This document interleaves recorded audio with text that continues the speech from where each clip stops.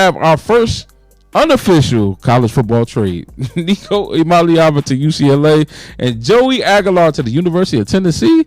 You know,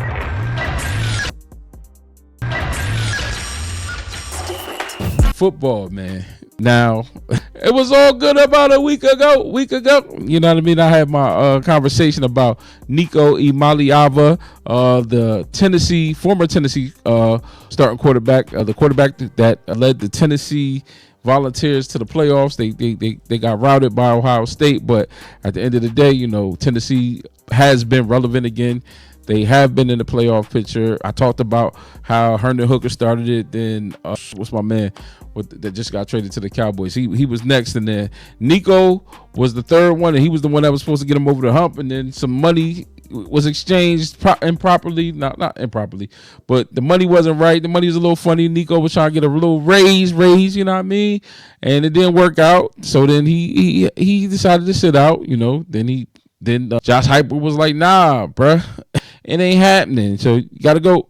So Nico was in the transfer portal. I named some destinations I thought would be dope.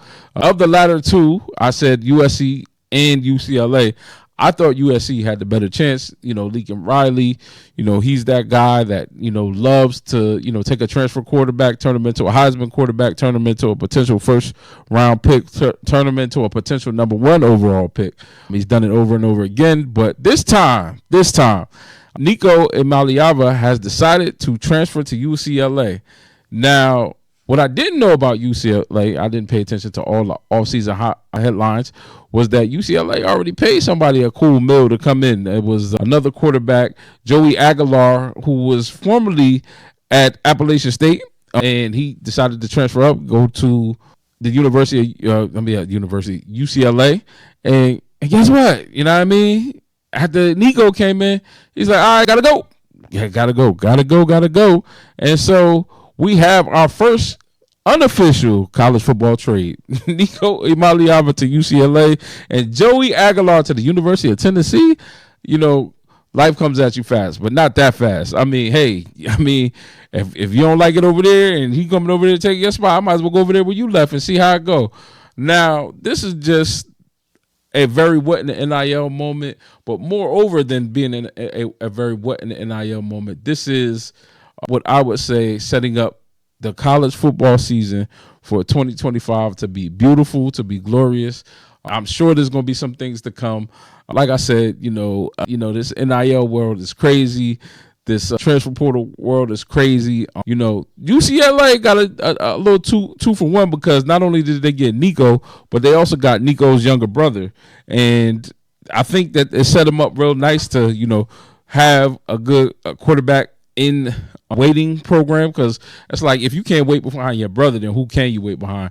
But, you know, nice little competition, keep the money in the family. So I think it's a good look overall. There's been a lot of stories out there about Nico's dad being super helicopter dad and all this stuff, but it is what it is.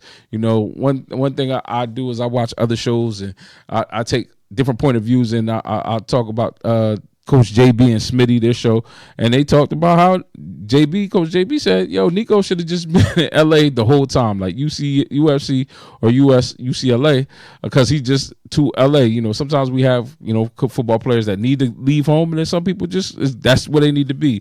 So a homegrown talent at home, his younger brother's at UCLA, and it worked out pretty good for Joey Aguilar, because now he don't have to compete. He can go in there and be the presumptive starter for Tennessee. So there's some parity for you, college football world. I mean, we here for it, you know what I mean? But it's dope that happened, and it's gonna make college football in 2025 something to see, man.